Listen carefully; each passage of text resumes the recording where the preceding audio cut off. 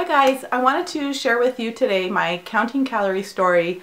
I had one of my subscribers ask me about how I count calories, at least I thought that's what she was asking, and I just thought that would be really good video to share, just a little bit about me and how I came to counting calories.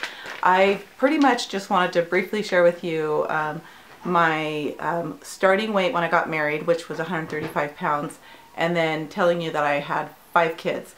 But at child 3 is when I realized my weight was packing on and I needed to do something about it. And so fortunately we had some good insurance while my husband was in college, and I was able to go see a nutritionist, and she pretty much taught me how to pay attention to food, and she got me to understand with my body weight and my height what calorie range would be a good calorie range for me, and that was successful. I was able to pay attention to this book that she gave me, and it is ragged and used and don't even have the cover of it anymore, so I can't recommend it.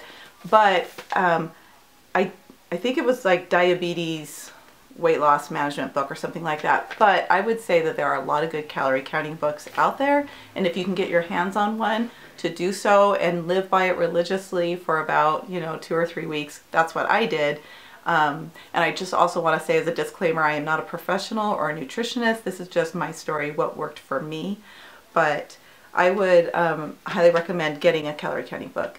And then paying attention also to your food labels. And a lot of this is just common sense, but I don't know, for me, before I even saw the nutritionist, I didn't think of food and portions and in terms of oh, only one slice of bread cost me 80 calories. I didn't think like that. And I know not all bread is equal. I know there's some out there that cost more than that. But this book really helped me. It put food into food categories. So each color has a food.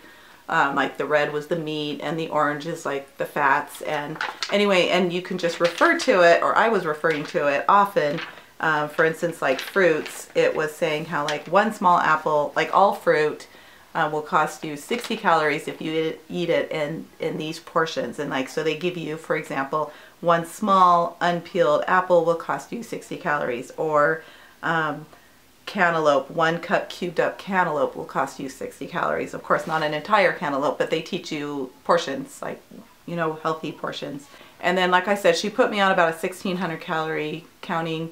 And then, yeah, so I was successful. I lost 25 pounds. And then after my 4th child, I gained back a lot of that weight. And then I went back to counting calories. I did not see a nutritionist. I felt pretty confident with just counting calories, and I put myself on a 1,200 calorie, and for me that was fine. I was losing weight just fine.